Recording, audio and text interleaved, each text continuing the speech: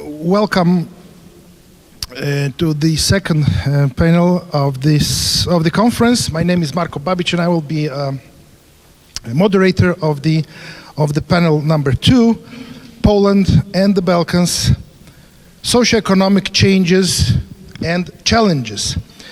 On the beginning, a few technical issues. We will have 6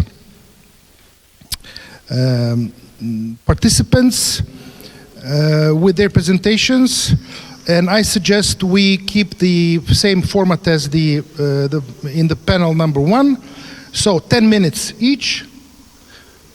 And we're supposed to have at least half an hour after the presentations for question and answers section or for further discussion. This panel is will be about economic and social challenges, and I will, if I may, give a very quick introduction to this issue, very important issue when it comes to Polish-Balkans relations. Poland's well-diversified economy has proven to be one of the most resilient economies in the European Union, recovering strongly in 2021 after a relatively small contraction in GDP of 2.2% in 2020. A sound macroeconomic framework, effective absorption of EU investment funds, a sound financial sector, better access to long-term credit, and access to European labor markets have supported long-term inclusive growth and poverty reduction.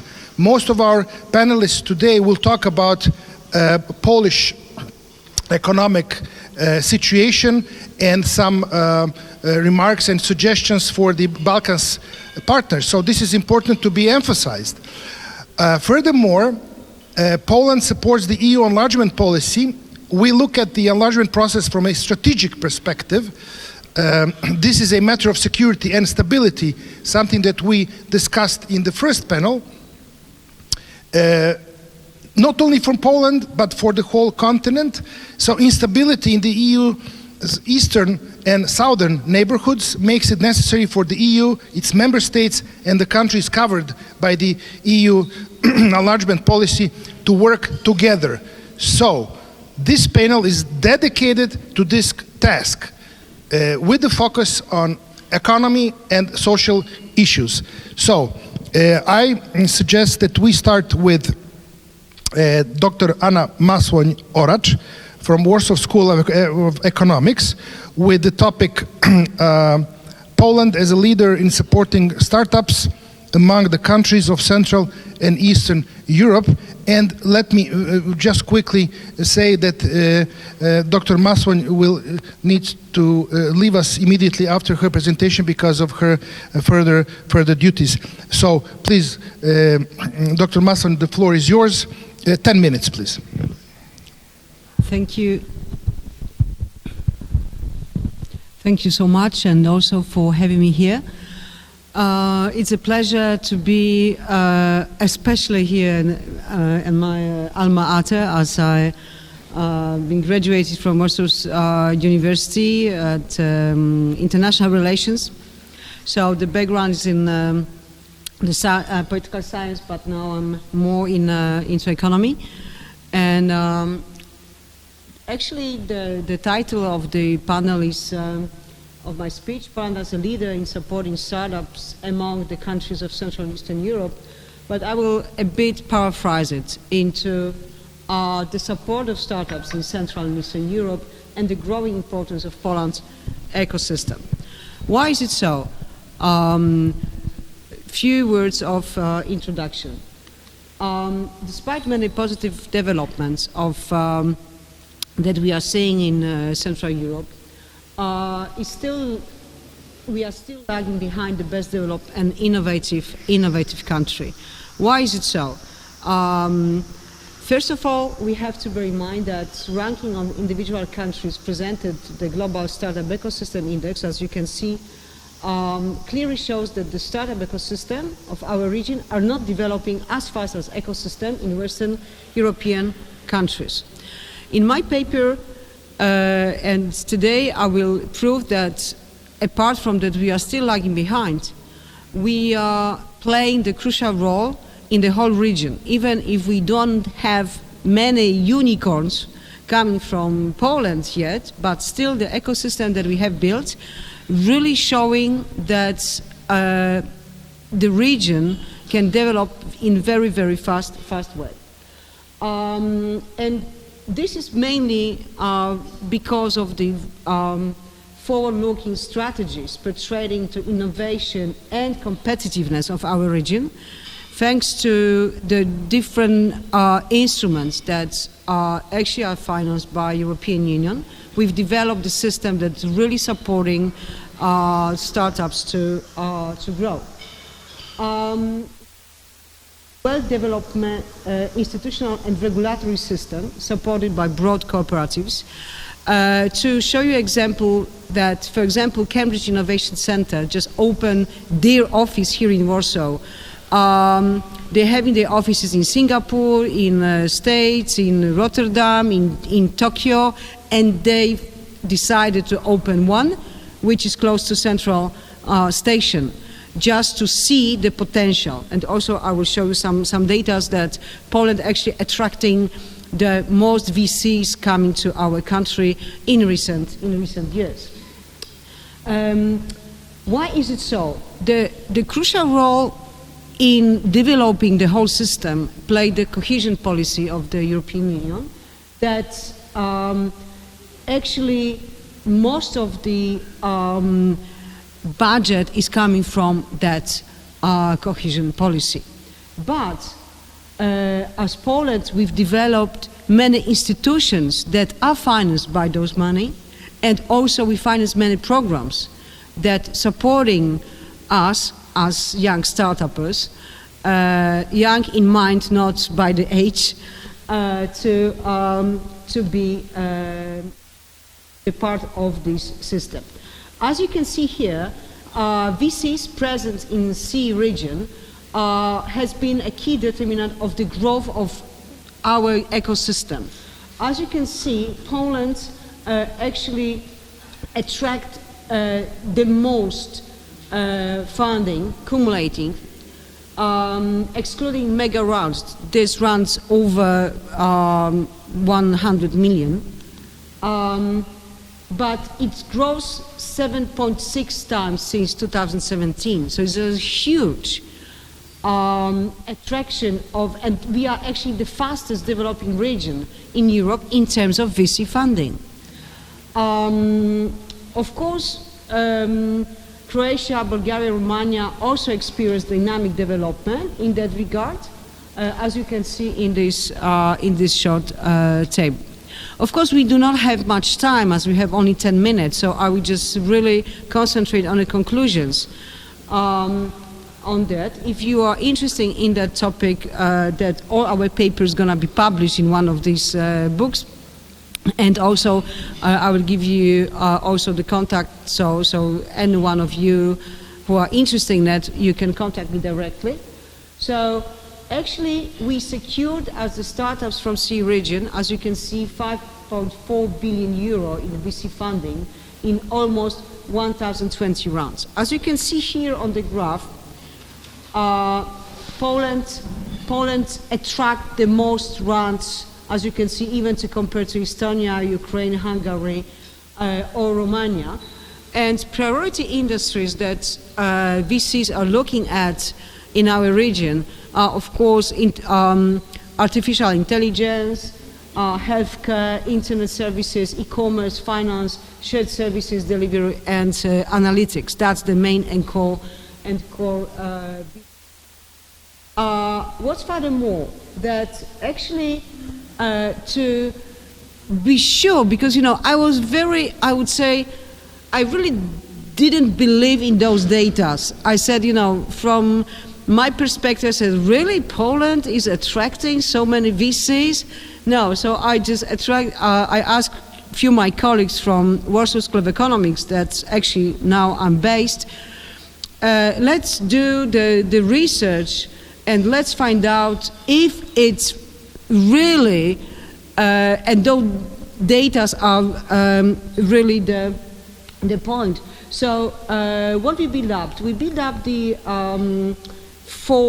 10 actually, as you can see, 10 different factors: social economic development, tax system, intellectual property protection, academic entrepreneurship, government agencies, startup accelerators, regulatory sandbox, binding joint startups and network organizations, venture capital funds, and startup success in terms of visibility and awareness to stakeholders in the startup support system. We've developed that research, and in our research we adopted 3 ranks for the ecosystem that's supporting startups to reflect the level of advancement in the area of those 10 different factors.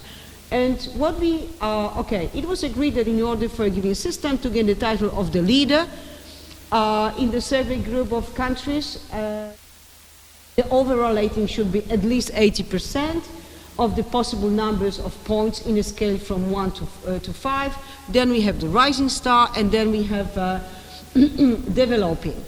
And we've actually examined through all these 10 different factors the countries from the CE region. And what we find out, that based on the results of the study, 2 systems of supporting startups with the rank of leader are in Estonia and Lithuania. Then Poland is rising star, as well as Czech Republic, Slovenia and Latvia. And the developing is ranked to Slovakia, Bulgaria, Hungary, Romania, Croatia, Ukraine and Albania.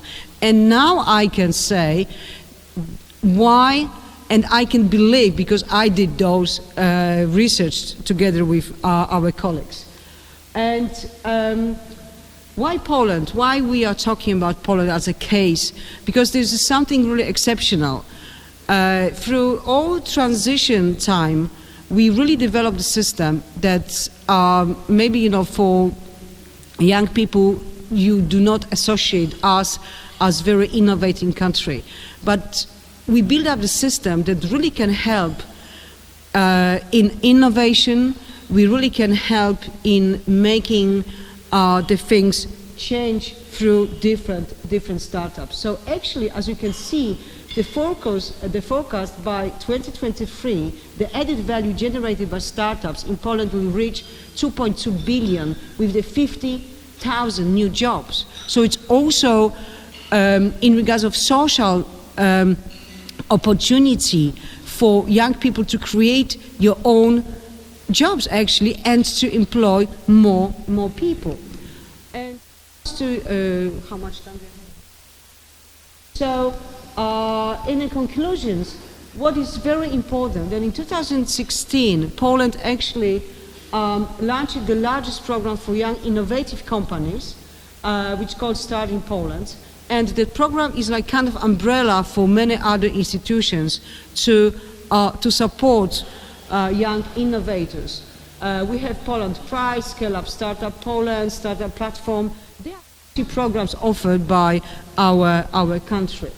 And coming to the conclusions, being aware of all those weaknesses and challenges that we are still facing, and even that we are lagging behind ecosystem in United States or in Finland or many other countries, we still having very high potential to become the most attractive environment for young entrepreneurs, but also for the people who would like to be as a startupper. As I said, to be the startupper is not just by the age, but by your mind. I'm still thinking of myself that I'm startupper. I'm still trying to find and discover my own unicorn. Even if I'm almost 50, I'm still, never thought that I can just, quit this and just be the mentor. No, I'm still like in a very, very, I would say, active in that field. But of course, pandemic and war in Ukraine, that all bring us back a little bit, and global competition for talent, that all will a little bit lag us more behind, but still, in the longer perspective, these development trends that we are seeing right now are to be more stable, and further progress in innovation, digitization, technology will be driving force for startups and many other companies that can use in that field. Thank you so much. If you have any questions, please send me back. And I'm really sorry that I cannot stay with you, but it's like too many things today happen. So once again, thank you for having me. Thank you very much for this very inspirational presentation. For further information, please wait and read in the book, right? Upcoming book. Nevertheless, I would like to welcome the next panelist, Professor Daniela Vukovic-Chalasan from the University of Montenegro, and she'll be with us online. Her topic is social cohesion and EU integration of post-communist countries, the case of Montenegro. Professor Vukovic-Chalasan, the floor is yours. Thank you very much. First of all, let me apologize because you can't see me. I have technical issues with camera. It was unexpected and suddenly, so I didn't have time to react. I hope you can hear me well, at least. It is my pleasure to participate, of course, in this conference, and thank you for the invitation. Marko, please feel free to interrupt me when you think it should be done according to agenda, because really I didn't count so much on 10 minutes, but a bit more, so please just interrupt me. Managing ethnocultural pluralism in post-communist democracies that are still in the process of transition and consolidation is a big challenge they have been facing. The question is how to do it in a way to preserve ethnocultural pluralism and to provide full integration of each ethnocultural community, but also how to do it in a way to preserve social cohesion and make it stronger eventually. And this is a very important question in the process of democratization of our societies, not just Montenegrin, but other societies in Western Balkan region. And this is also a very important part of this process of EU integration of our societies as well. So the second half of 20th century, in the second half of 20th century, multiculturalism became a dominant model of ethnocultural pluralism governing. And in post-communist countries, it was mostly in the beginning of 21st century. Montenegro adopted legal and political measures in line with model of multiculturalism in 2006 and 2007. So this is actually the attempt to provide full integration of every or each ethnocultural community, providing, first of all, legal, political, normative conditions for all communities to preserve their identity specificities and to integrate through different measures and mechanisms like affirmative action, political participation, different sets of collective rights, and similar. So before I say a few words about social cohesion in Montenegro and main weak points, or let's say the ways how to strengthen some dimensions of social cohesion, let's just say in the beginning that Montenegro is a country with significant level of ethnocultural pluralism without dominant majority of some specific ethnocultural community in the population. And that fact makes the problem of managing ethnocultural pluralism even more challenging. Before I say something about social cohesion and some main issues, it is important to have in mind that we can talk about two types of politicization of ethnic and national identities and belongingness. First type is, let's say, we can evaluate it as good type from the perspective of achieving social cohesion, and this is actually model of multiculturalism. It means recognizing ethnic and national identities and belongingness in legal and political dimension. This is something that can provide more equality, less marginalization or discrimination. So we can evaluate it as a very good way to make social cohesion stronger. Of course, I don't have time now here to examine some possible negative effects of model of multiculturalism, but this is something that we can maybe discuss in this time predicted for discussion, if some of colleagues will have questions or similar. But there is also a second type of politicization that is very negative impact on our society, not just on our society, but I think in region generally. This is politicization of ethnic and national, that actually means instrumentalization and usage of ethnic and national identities and belongingness for political purposes, for daily political goals and needs. This is something that can be quite challenging for the process of achieving of social cohesion.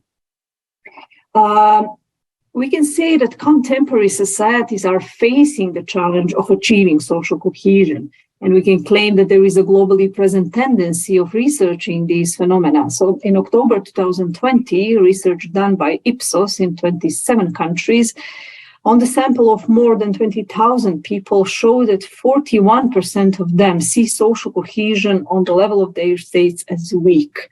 And this is something that is very important for contemporary societies, and we can say, and that was one of the conclusions of this relevant research, that there is a global threat to social cohesion. That's why many different theoreticians and from different scientific fields, from law studies, right, social sciences, political science, identity studies, cultural politics, they start to examine issues of social cohesion recently in much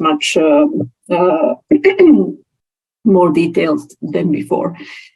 So experts from different fields give different definitions, and there is no unique stance, but allow me to mention just two very important definition of social cohesion given by Council of Europe and UNDP.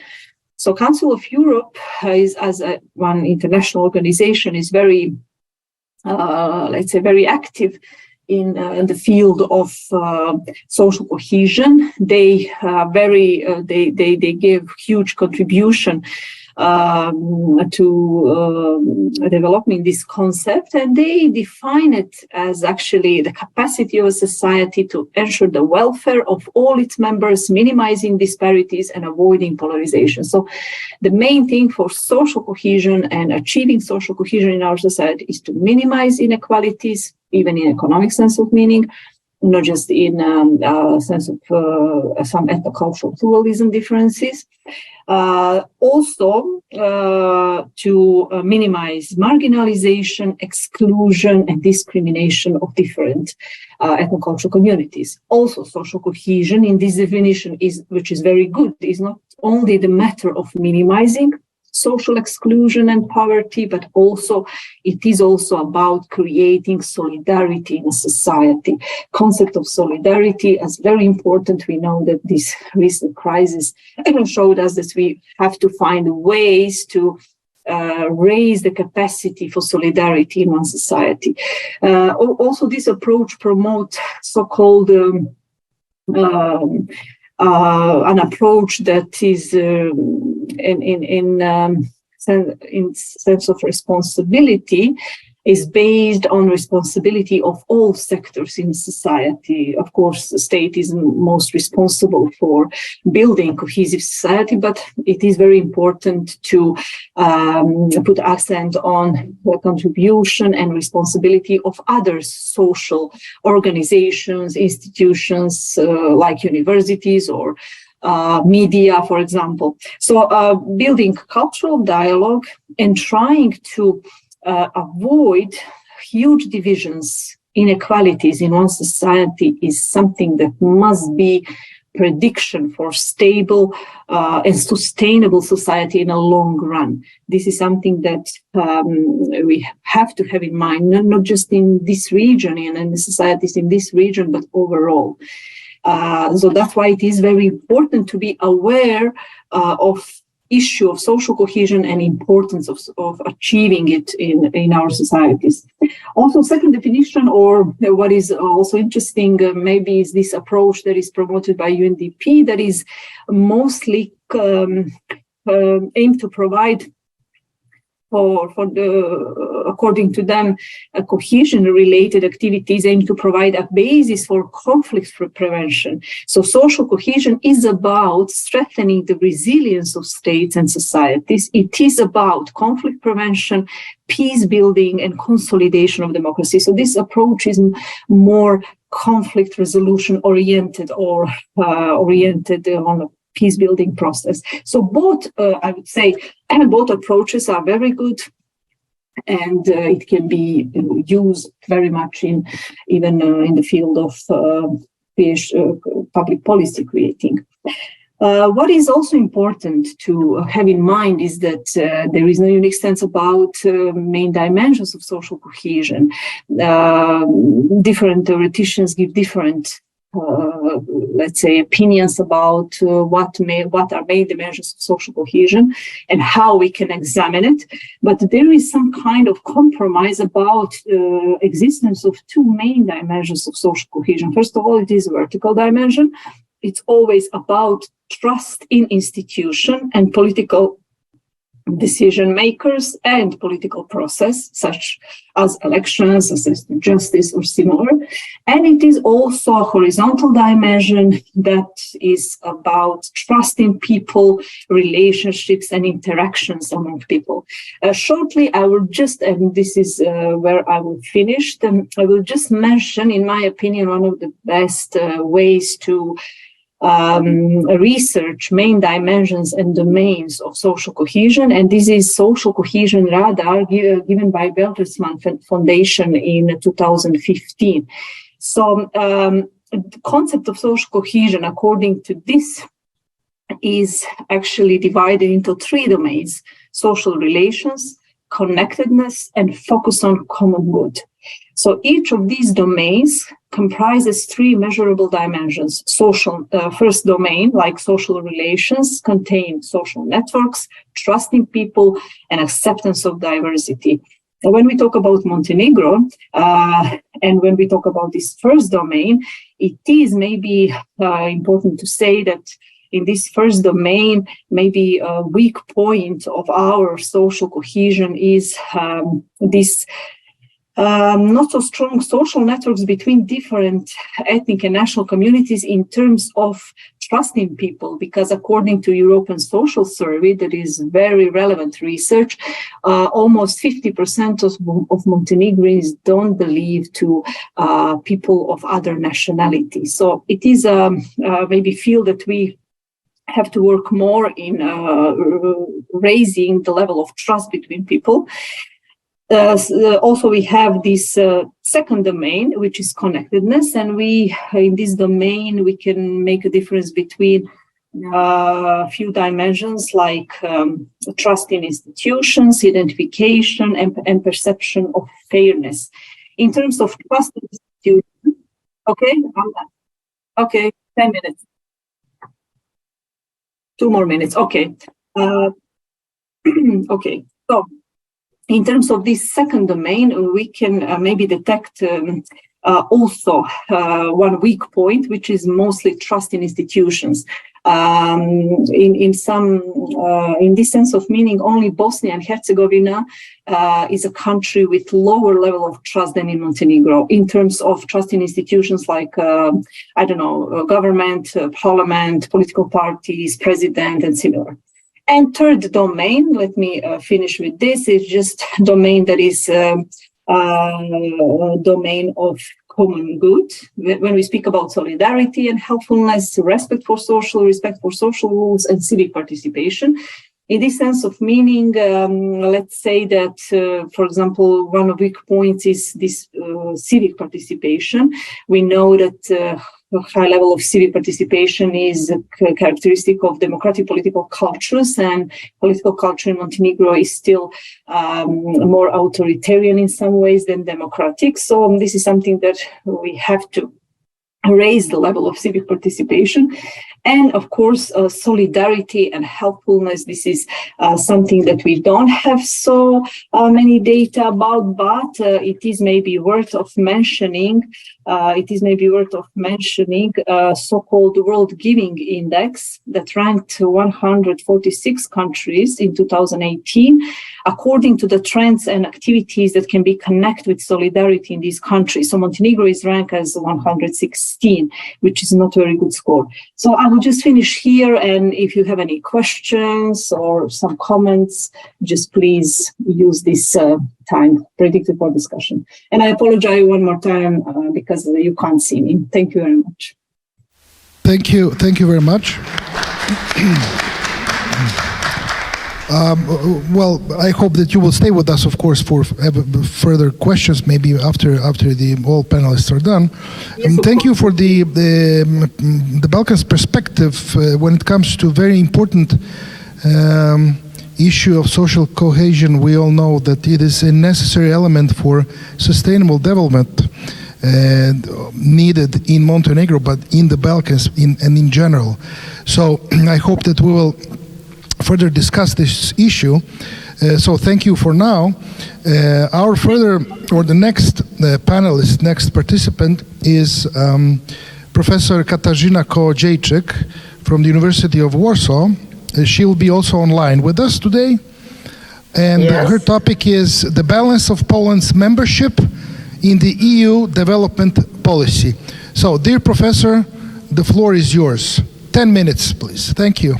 Thank you very much, Mr. Chairman. But Professor, I would like to say at the beginning that in the previous panel, the panelists had 12 minutes and 1 minute was gratis for online speakers. Thank you so much. Thank you so much. It was just a joke. I know the time is very precious commodity at this conference. So let me start by thanking the organizers for the opportunity to present my paper online. Because of COVID, I had to stay home.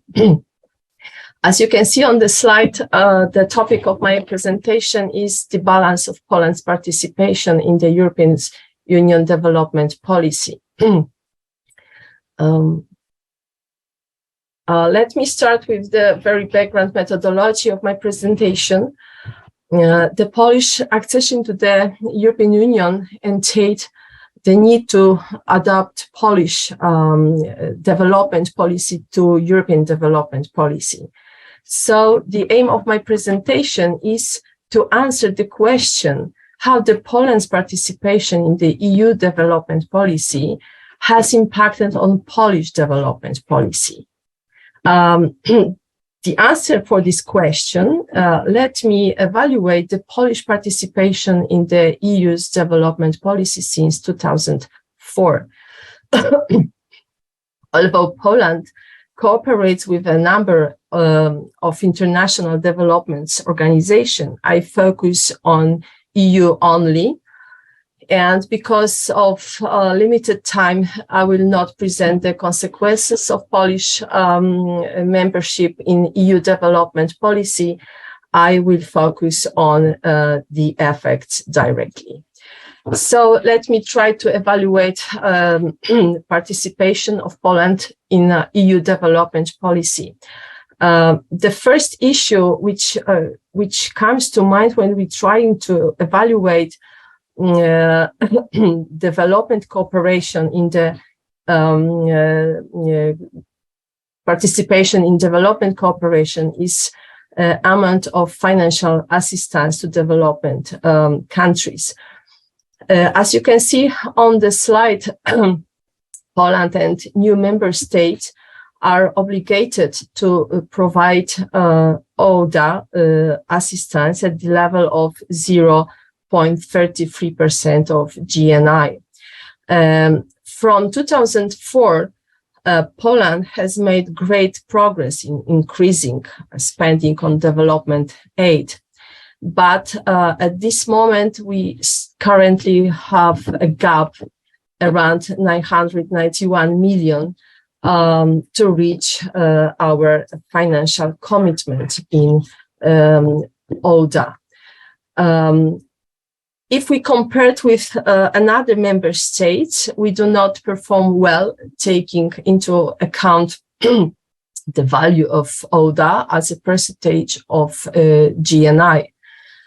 7 EU countries spend less than Poland. You can see them on the slide. The only comforting thing is if we want to see every member countries, we can see that only 5 EU member states reach ODA commitments. It's Germany, Denmark, Luxembourg, Sweden, and Malta. Malta is only one, the, let's say, new member state which joined EU after 2004.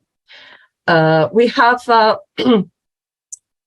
if we are talking about the LDC commitments, similarly, Poland has also failed to fulfill its commitment to finance development aid for this group of countries. In 2020, Polish ODA for LDC reached 0.02% of GNI. It's a very symbolic sum for the point of view of the size of the group of LDC and their needs. We can feel better only if we say that only 5 EU members are implementing the financial commitments for LDCs. What's more, among the 10 priority countries of Polish aid, there are only 5 belongs to LDC group of states. So it distances Poland from the arrangements adopted by EU in the new European Consensus for Development, which mentioned the need to increase increase aid to the poorest countries and most unstable countries. Another level of evaluation of Polish activity within EU development policy is the activity within the framework of EU actions. I couldn't find data to prove that Poland tried to support EU development actions. I think that the last and the best example is the COVID pandemic, during which Poland wasn't a country actively supporting the EU global response to the pandemic. Poland, unlike France or Germany, wasn't visible during the 2 global summits co-organized by European Commission. We wasn't also visible in the EU science cooperation for vaccines or another cooperation ideas arranged by European Commission. Poland participates in the Team Europe initiatives, but it's nothing unique. It's nothing special. It's normal for all EU member states.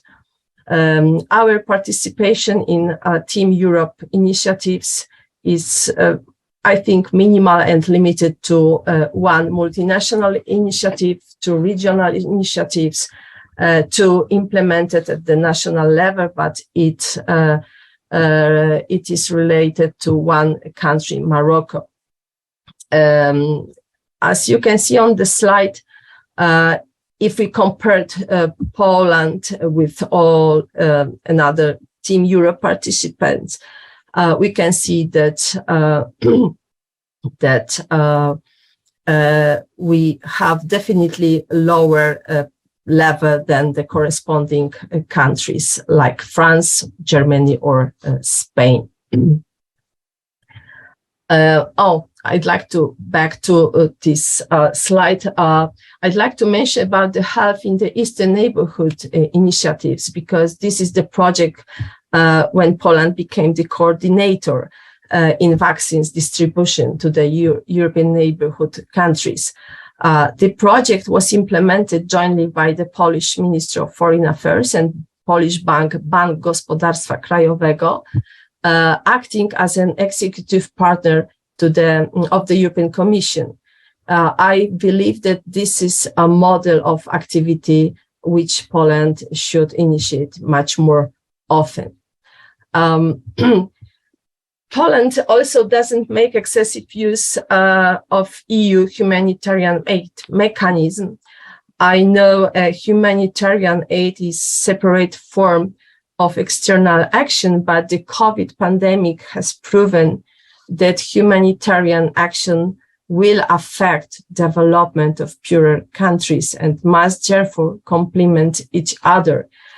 According to my research, during the pandemic, Poland only once used the European Civilian Protection Mechanism to transfer vaccines to Rwanda.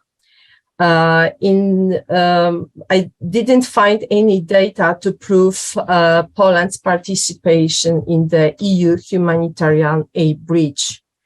In the case of other humanitarian crises affecting the European Union, for example, last Ukrainian refugee crisis, a very good idea was Polish-Swedish initiative to organize the International Donors Conference for Ukraine, held in Poland, during which was pledged $6.5 billion to help Ukrainian people.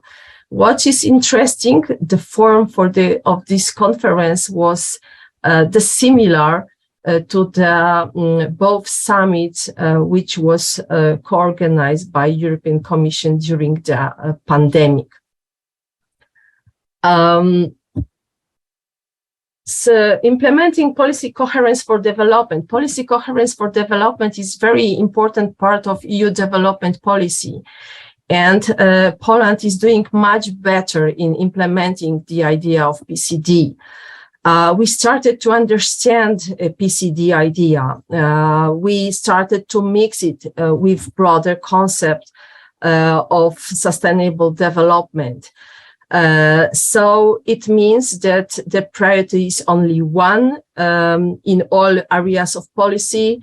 The priority is to reach Agenda 2030.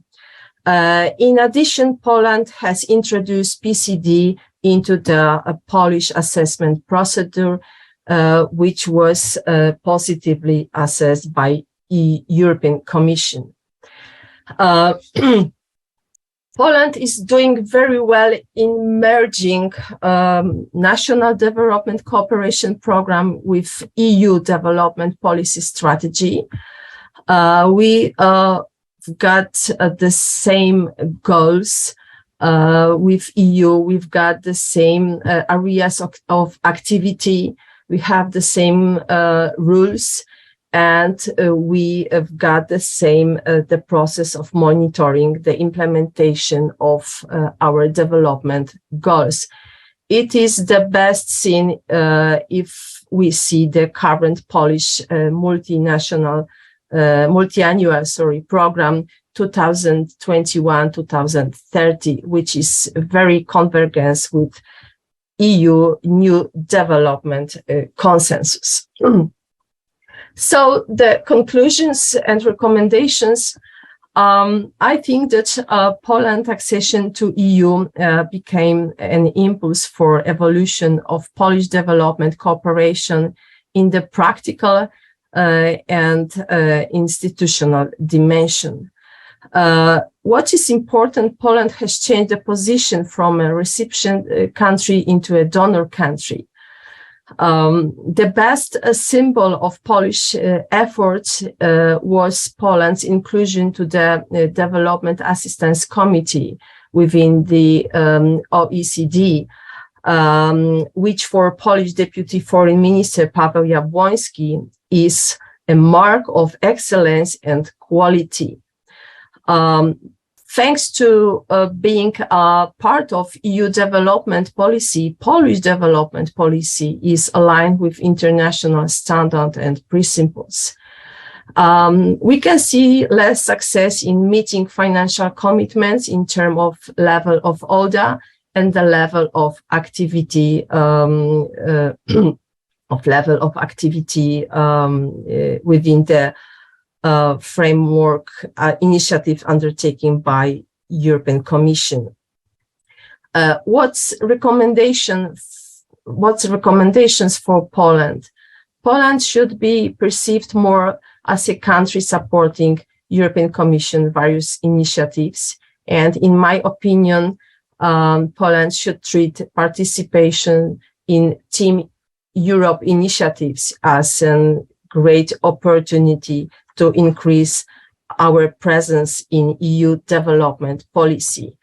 And the last recommendation, in my opinion, is that Poland should be more involved in aid to LDC countries, because we can be a leader in supporting of LDC countries. In the whole, in my opinion, the overall balance is very good for Poland, and I think that Poland's efforts and achievements can be an inspiration for Balkan states. Thank you very much for your attention. Thank you.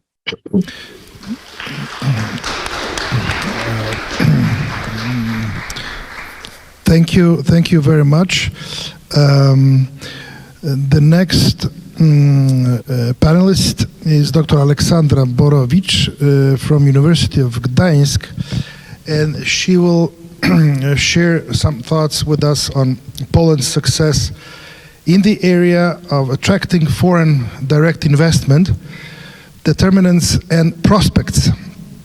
And I can tell you that I will give you even 2 or even 3 additional minutes if you give us this magic formula, how to attract direct I will do my best. Foreign investments in the Balkans, but based on Polish experiences.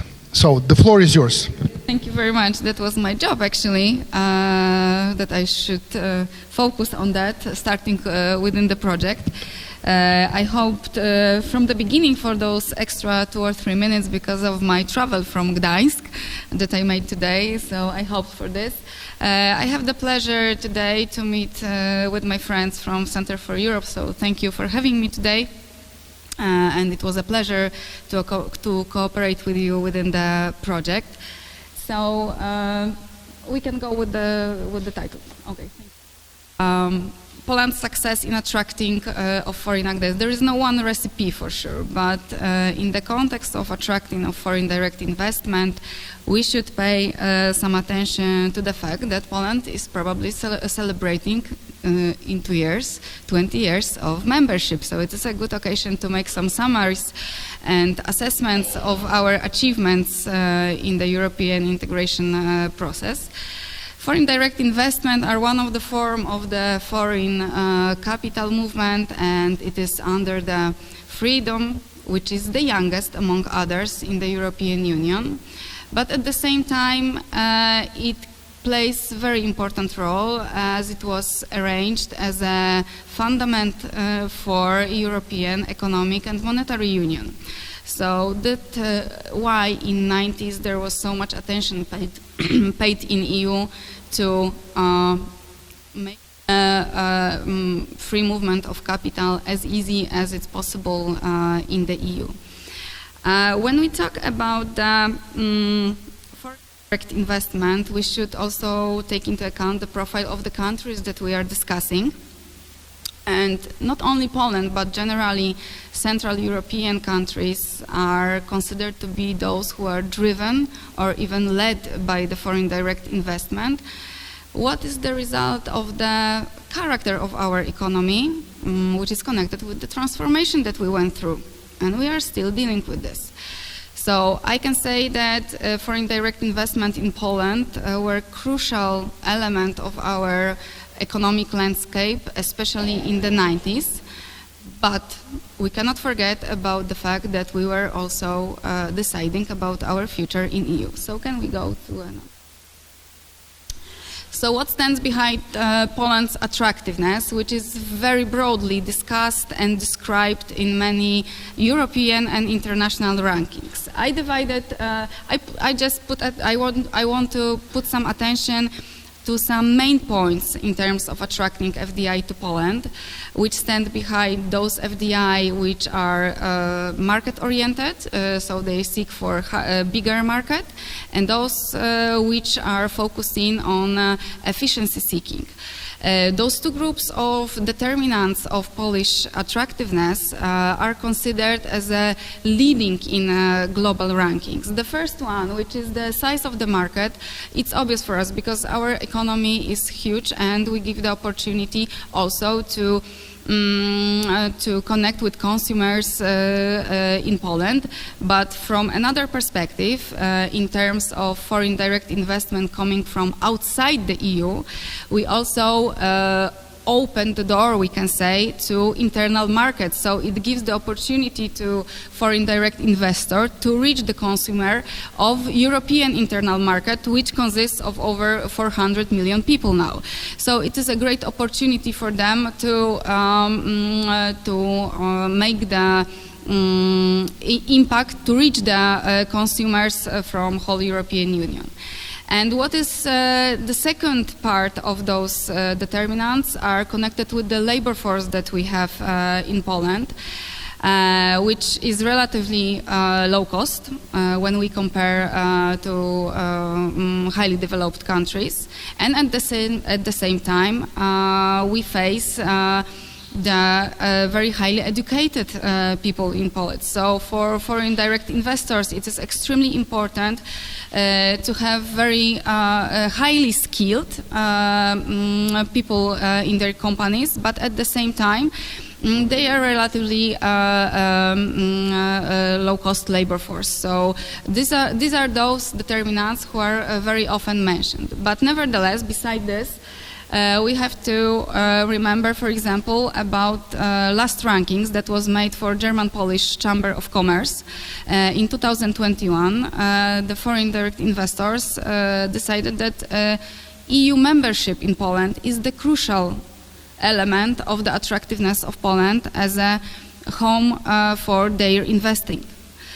It results from the fact that being a part of European Union gives them. They are convinced that we will be predictable, we will follow the European rules, so it is much easier for them to forecast the future and make some prognosis for the future in terms of organizing the business in Poland. Can we go further? So let's the data talk, because we are talking only about some ideas on FDI. The stock of FDI shows us the cumulation of foreign direct investment in Poland. I put some data starting from half of the 90s. It is the moment when I have the access to the same methodology of estimating the foreign direct investment. From UNCTAD. I wanted to show you some comparison with our neighbors in the region, which are competitors for us in Poland. And of course, we can see that in terms of the amount, we are the leaders. Of course, this is the truth that we are leading in our region, but as you can see, the 2021 was extreme, but this calculations made on the accumulation of foreign direct investment is a little bit different if we have a look on the year-to-year comparison, for example, when we compare the inflow. So it changes a little bit different.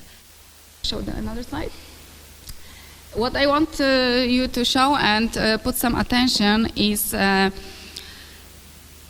giving you the view for the absorptive capacities of economies.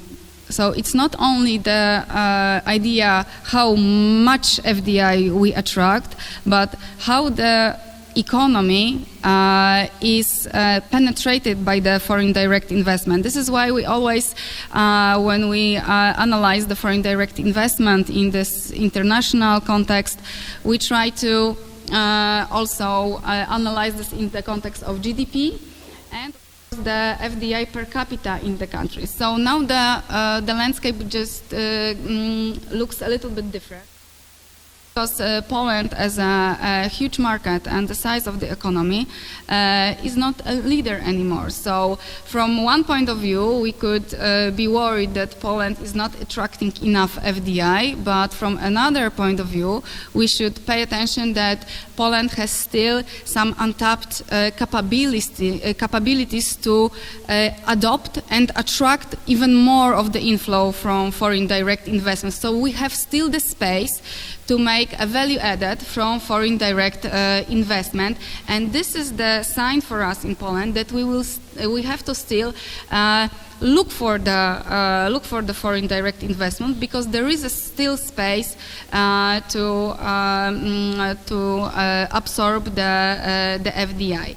FDI are the phenomenon in the literature described as beauty or the beast, which described, it was mentioned by Matt Forsgren, because it's not the typical phenomenon in economy. It can bring advantages, but also FDI can introduce some threats to the economies. So there are some signs in the economy that we have to pay attention on the strategy towards foreign direct investors, but still foreign direct investment are characterized by the almost the lowest volatility index presented, for example, in UNCTAD reports. When we compare foreign direct investors investments with portfolio investments, or for example some credits, loans from financial institutions and structural funds, foreign direct investment have the lowest level of volatility index, which is extremely important in some crisis situation like we are facing again this year. So the term which we are facing in the context of FDI is connected with resilience and recovery from the crisis. This is why also the foreign direct investments are still in the great interest of international economists, because they are considered in some of the economies as those who stabilize economy, and in, for example, German case, very often they push the national investment. So the discussion is very dynamic around the foreign direct investment about the premium, which is in foreign-owned entities when we compare them with the domestic one. Okay, can we go further? So among the investors which are present in Poland, almost over 87% come from EU 28. Still members, so we can see that the gravity model works perfectly in this case, because when we have the scale of economy, when we diminish the barriers, then the FDI inflow expand. So this is the typical case of the practical implementation of the gravity model. So I think that this is the very good point that we have to focus. But anyway, beside the EU investors, we have 13% from outside. So they are also in our interest, but we have to be cautious with this, because we opened the door to the internal market in EU. However, the external investors usually decide for the strategy on mergers and acquisitions, and at the same time, in 2016, European Commission proposed the FDI screening mechanism, which is now in almost all countries, and it changed a little bit. Why we still care for FDI?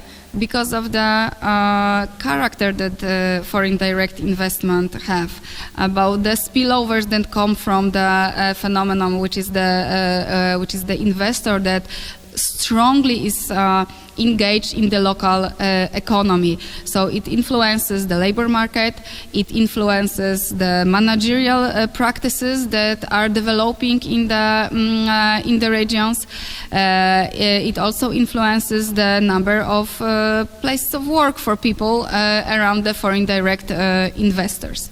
So there is a lot of things to discuss on foreign direct investment. And if we go to the next slide, I have some prospects that I work on. I think it took me at least few months since the first pandemic changed the situation in FDI, and now the war in Ukraine. How to deal with the strategy toward investors, because it cannot work as we are open for everybody. For example, Western regions in Poland are suffering from the huge dependence on foreign direct investors. If we treat a region as a national, let's say regional, small open economy, it brings a lot of threats. So we have to be cautious with the engagement of foreign capital. But if we think about the future in foreign direct investment, almost all of us who are working with the data on FDI thought that we are over with the diminishing levels of FDI. But 2022 in UNCTAD was the beginning of the 2022 was challenging, because the first quarter of 2022 revealed the data that there was 13% of less mergers and acquisitions globally. And greenfield projects were decreased by, I think, 21%. So it gives the view that this unpredictable situation which we are facing in the East when we consider Poland will be problematic. In 2021, it was already the pre-pandemic level of FDI, which was amounted to $1.6 trillion of dollars. So we went back to the track of the development. But still, the cake of FDI, the global cake of FDI, is getting smaller, especially if we take into consideration the investment position of Central European countries. Because we have emerging markets in which investors are very highly interested, like Africa, for example, countries in South America. So those are the parts of the regions that will take some greater part of this case. So we will have the increased competition for FDI. So still taking care of the predictable surrounding for investor is extremely for us important. Relocation of FDI, we hope for that. The pandemic showed that the broken global value chains may impact the attitude in transnational corporations to relocate their investments a little bit closer. So again, we will go in the direction of focusing and being close to in the global value chain. Sorry to interrupt you. Conclusions. Okay, yes, Thank you. It's the final slide. And of course, as I mentioned, we need to adapt our strategy and to be more selective in terms of attracting FDI. Poland is a good case that FDI in 90s were coming in capital and labor-intensive sectors, and more or less it does not change revolutionary. So we should pay attention to attracting investment to knowledge-intensive sectors, including, of course, services, but also technology-intensive branches. So this is something very important. And last but not least, it's the ability to adapt in those new circumstances. One of the speakers on my webinar, which was devoted to foreign direct investment in this project, he represented Invest in Pomerania. He said that pandemic and now the war in Ukraine revealed the need that they have to have this agile approach towards investors. So they offer new strategies, but also discuss this with the local businesses, what they can offer, how they can position themselves in the local economy as the partners for foreign direct investments in terms of the needs. So with this, I will finish, and I hope for very fruitful conversation. Thank you very much. Thank you very much. Yes, you have offered us a lot of very interesting ideas when it comes to foreign direct investments for our Balkan counterparts, and I hope that we will discuss this further after the whole presentations are done. The next presentation will be delivered by Karolina Tadla from University of Economics in Katowice, made together with Professor Małgorzata Dziembała, but she's not with us today, as I understand. Supporting the innovativeness of Polish small and medium-sized enterprises from EU funds. So, the floor is yours. Thank you very much. Please, next slide. I prepared with Professor Małgorzata Dziembała the article Supporting the Innovation of Polish Small and Medium-Sized Enterprises EU Funds. Please, next. The aim, it's the presentation plan. So, the aim of the article is to present financing of innovative activities of small and medium-sized enterprises in Poland and drawing conclusions for Western Balkans as a potential future members of the European Union community. Please, next. Thank you. According to the classical approach, so let's start with what is the innovation. So according to the classical approach to innovation by G.I. Schumpeter, it's a new combination of means of production and capital, and includes the introduction of a new product, a method of production, the opening of a new market, of a new source of raw materials or prefabricated elements, and the reorganization of an industry.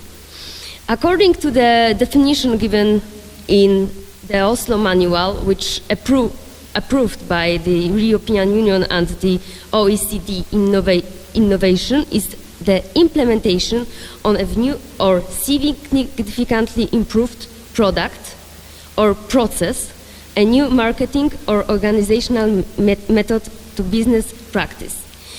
Innovation may also concern to organization of the workplace or relation with the economic environment. As a minimum of innovation adoption, there is a requirement that the product, process, marketing method, like I mentioned before. Innovative economics are a key factor in socio-economic development. Implementation of innovative projects by entrepreneurs it's a success for the enterprises, because in this way they build a competitive advantage. The access of Polish entrepreneurships to financing innovative activities is very important here, as the lack of funds for innovation is a barrier to implementation.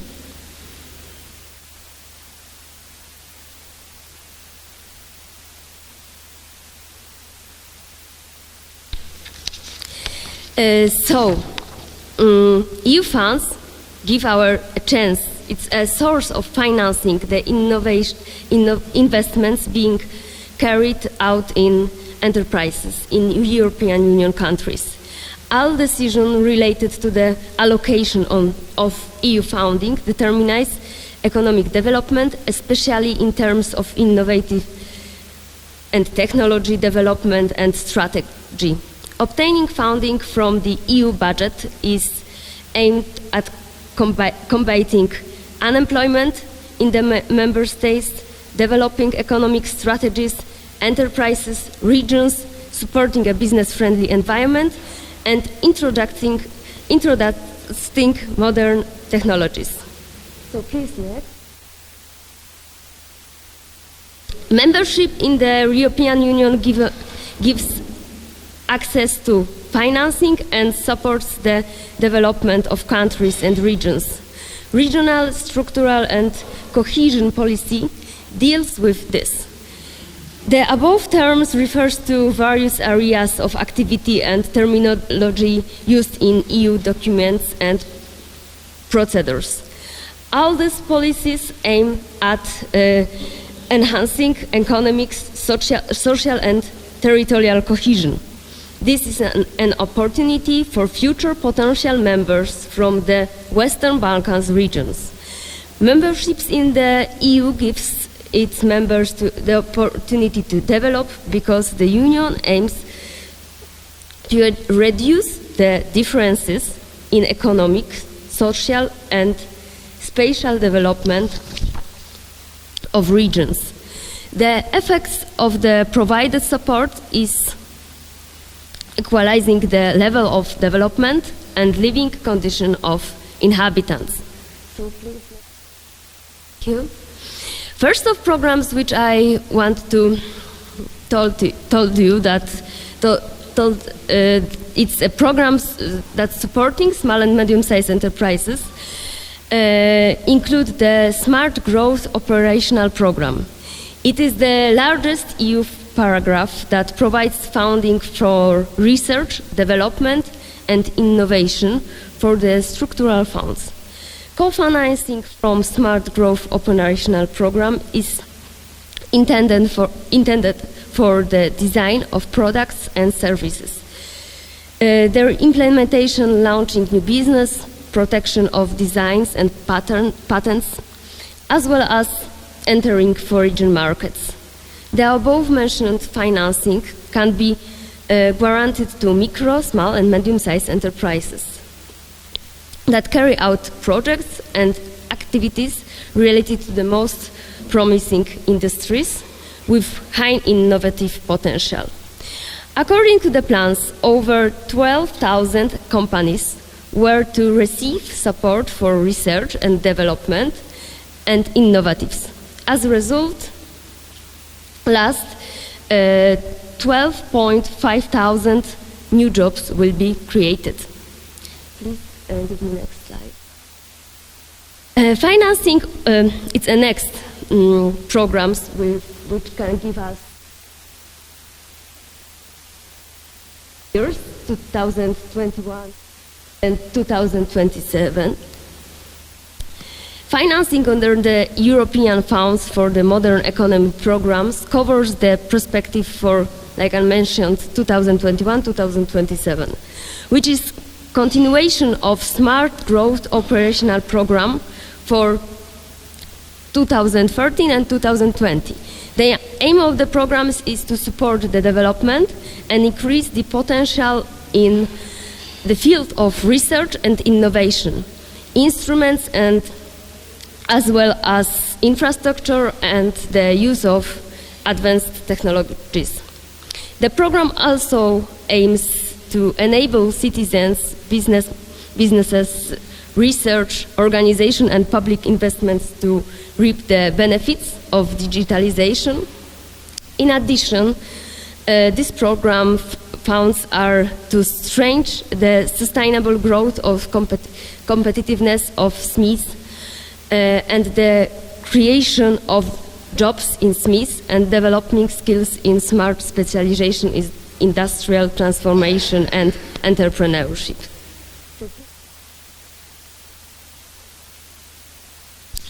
So now I want to tell you about financing for Silesia Voivodeship. It's the one of the most prosperous region in Poland, highly industrialized and scientific economic potential. It's contributed to the gross domestic product amount to 12.2% of country GDP. Terms of but its dynamics and weakening.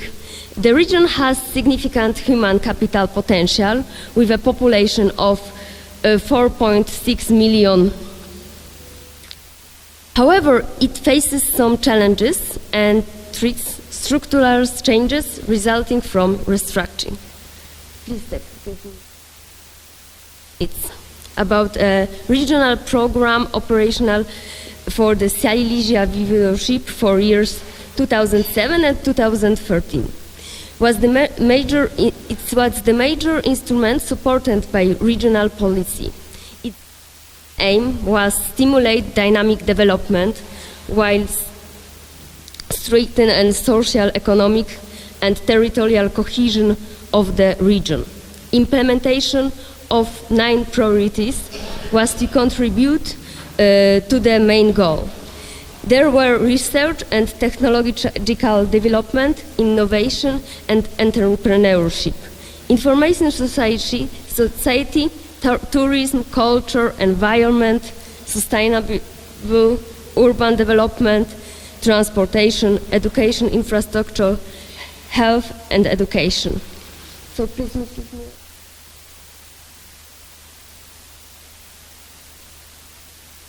So, the new financial for next years is the Regional Operational Program for Silesia Voivodeship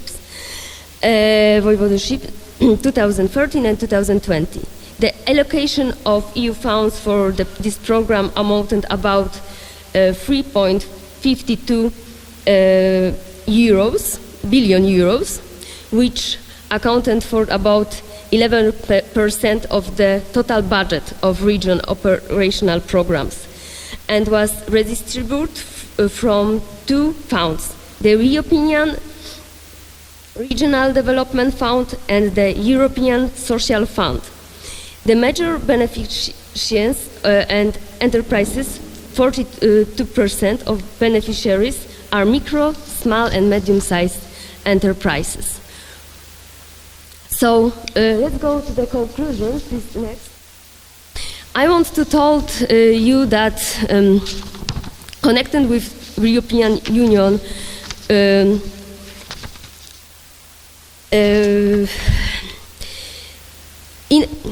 micro, small and medium-sized enterprises have a problem with lack of access to finance.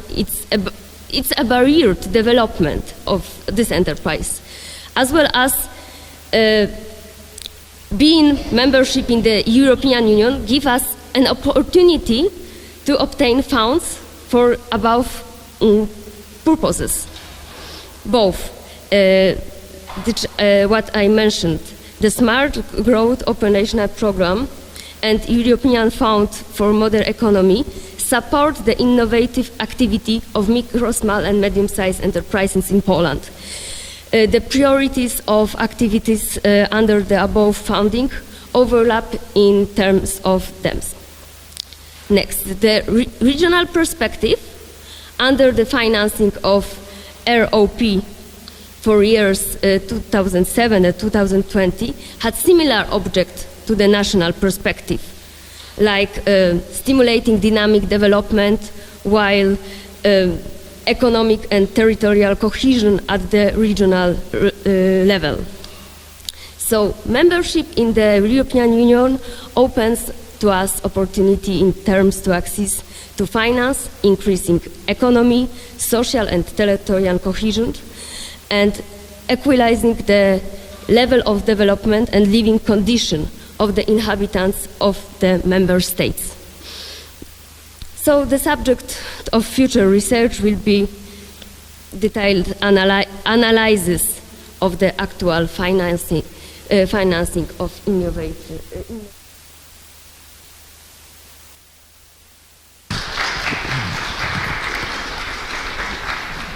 Thank you very much for the interesting presentation. Nevertheless, the last presentation will be the recorded one by Dr. Anna Wójtowicz from Warsaw School of Economics, and she has prepared the presentation on priorities and challenges of the Poland energy transition. Good afternoon. Thank you very much for the invitation. I'm very pleased to take part in this important event. My name is Anna Wójtowicz. I prepared a short presentation on priorities and challenges of the Poland energy transition. Currently, the most important challenge of the Polish energy transformation is meeting the requirements of the European Union climate and energy policy. In 2019, the European Commission published a communication on the European Green Deal, that is strategy whose ambitious goal is for the European Union to achieve climate neutrality by 2050 as a global leader in this area. For this purpose, the European Commission proposed the Fit for 55 package in July 2021. The Fit for 55 package aims for a 55 reduction of greenhouse gas emission by 2030 compared to 1990 levels. For the energy sector and the Polish economy, it provides a change to modernize, innovate, and progress, including increased opportunities for investment. The example of Poland compared to other European Union countries in Central and Eastern Europe is special because the vision of transforming energy policy involves the necessity to convert the culture of coal energy into the sustainable culture. How you can see, Poland's electricity generation is still dominated by coal, but from 2010 to 2020, the share of coal in total generation declined from almost 87% to 68.5%. The reduction in coal-fired generation results from an increase in generation from renewables and natural gas and higher imports. However, coal-fired generation rebounded in 2021 to reach almost 80% of total generation. Adopted in February 2021, the energy policy until 2040 assumes that Poland will gradually reduce its use of coal. By 2030, Poland's energy mix is to decrease to at least 56 reliance on coal. The share of renewable energy sources is to increase to no less than 23% by 2030. There are also plans to reduce greenhouse gas emission by 30% and improve energy efficiency by 23%. A new aspect is the implementation and nuclear energy.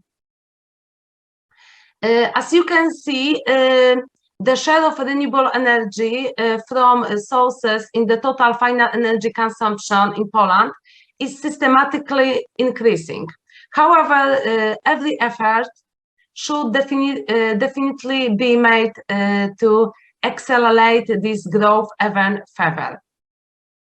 Poland declares reaching at least 23% share of renewable energy in gross final energy consumption in 2030, having in mind the expected technological development, especially in achieving the renewable energy target will be played by offshore wind farm to be built in Poland in coming years. Further development of photovoltaics is expected too. Also, the importance of biomass, biogas, and geothermal energy in district heating and heat pumps is expected to increase in the individual heating, while transport needs to increase the use of advanced biofuels and electricity. The project of the share of electricity generation in Poland is presented here.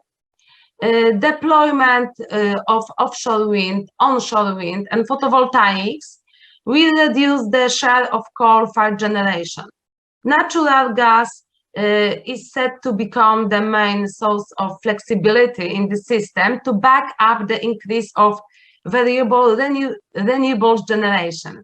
Nuclear power generation is expected to play an increasing role beyond 2030, according for 16% of electricity generation by 2040.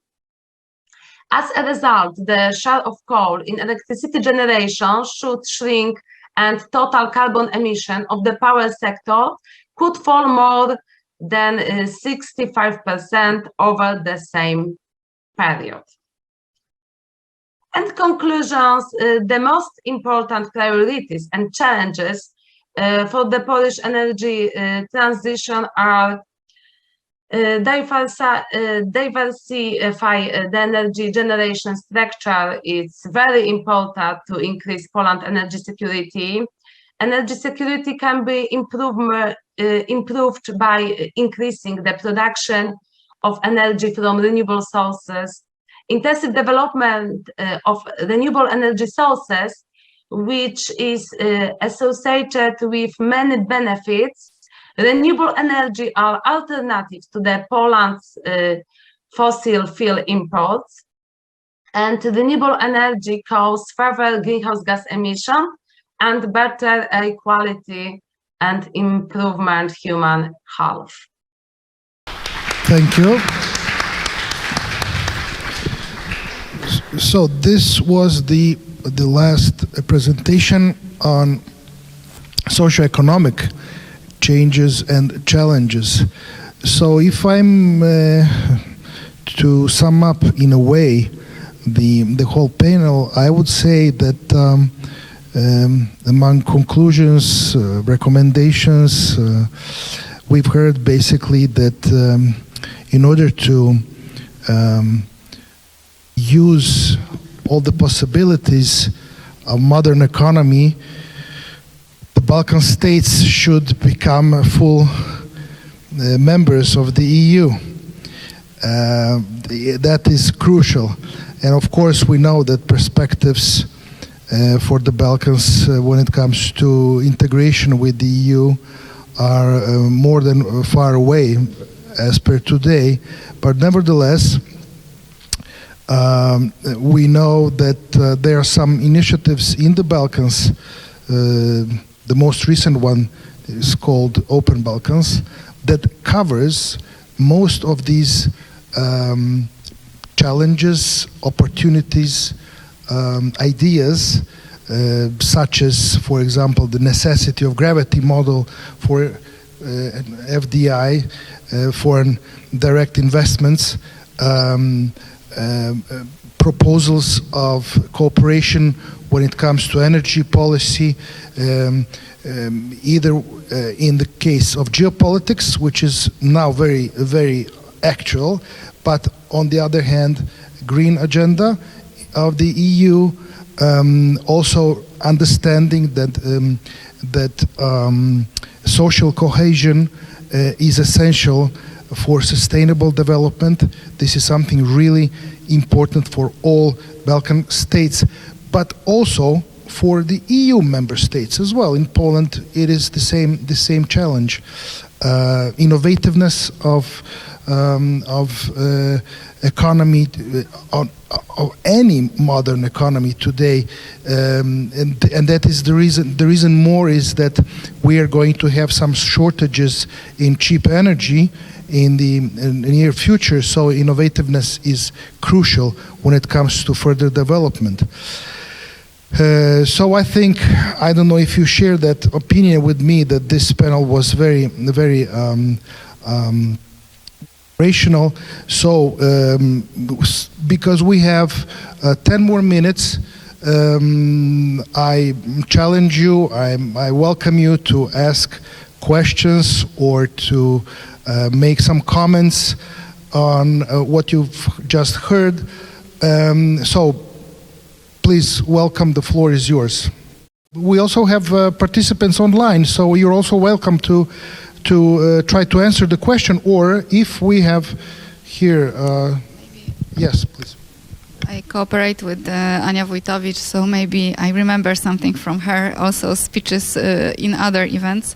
I remember that there was a change in regulations in Poland, that was the issue that we face, and that's probably the effect of the changes in our regulations according to using the different sources of energies.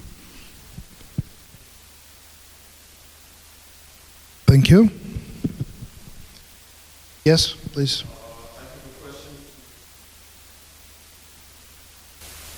Future prospects of competitiveness of Polish economy, and my question is actually regarding the potential enlargement of the European Union.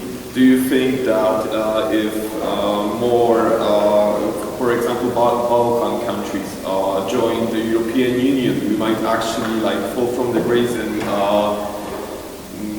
lose a lot of foreign investment due to the new countries who have cheaper workforce, for example, and because when the wages in Poland are gradually going up, and our expectations too can sometimes get in a situation that our labor is too expensive for what it actually can do. I forgot the word. I'm so very sorry. That the labor force will not be competitive enough for foreign countries. So I will start with the general thing that, of course, if we are focused on the European market, all the new member states will be competitors for us. But our idea, as you mentioned, is to change and modernize the strategy towards investment, because of the fact that we, in the next years, probably will not compete with the cheaper labor force. Of course, we have this advantage coming from the highly skilled labor force, which is underlined in many of the rankings on global level and European level. As I can see, there is a lot of students, so you are very well educated and you are very welcome in transnational corporations. And also, our history that is connected with European integration gives also for investor the information how stable we are, how we follow the European rules. So of course the cake is getting smaller because of the rising in competition, but we as Poland, we should focus on new areas of creation of our advantages and possibilities to compete with maybe in the future probably the new members. It's not only the Balkans, but also a huge market which is next to us, unfortunately now in war, Ukraine. In next years will be taken into account as a next member, and it is a huge market for us as a competitor.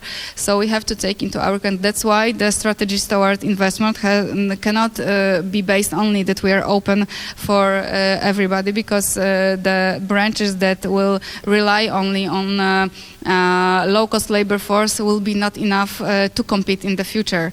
So this is the area that we should stay focused on.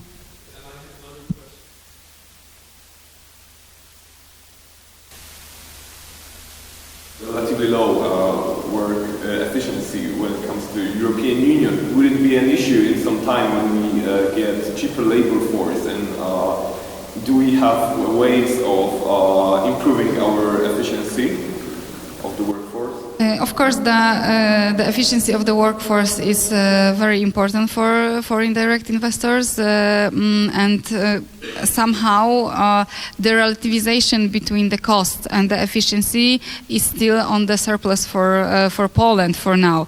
But I think that what happened in the pandemic, how the pandemic pushed us, I'm looking for the positives of pandemic, sorry for that, from my economic point of view, pushed us into the direction of digitalization of the work.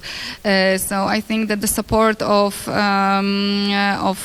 IT solutions and facing the challenges of course also of the Industry 4.0 will be the future for us. So we cannot skip the fact that we have to make our work as efficient as it's possible, and we cannot resign from those IT solutions in all types of works, even simple, let's say, or simpler productions. The support of, for example, artificial intelligence will be crucial. So it's about the putting attention to the skills that our labor force has. So the ability also to adapt to new circumstances and keeping the openness for new challenges. So I think this is the direction that we will follow in the future.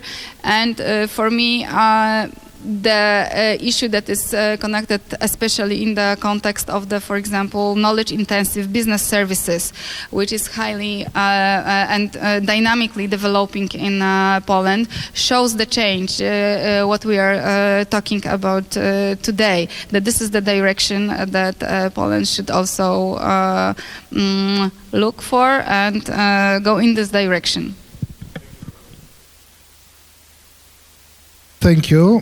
Any other questions, comments? No. Okay.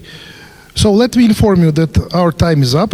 I would like to thank all of the participants for the excellent presentations. Also, the ladies online. Thank you very much.